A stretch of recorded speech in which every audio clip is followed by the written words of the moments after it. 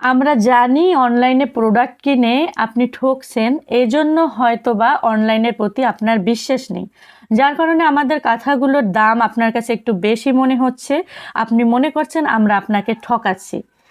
আসলে আমাদের production cost অনেক বেশি হয়, তার কারণ হচ্ছে আমরা কাপড় কোয়ালিটি ভালো দিচ্ছি।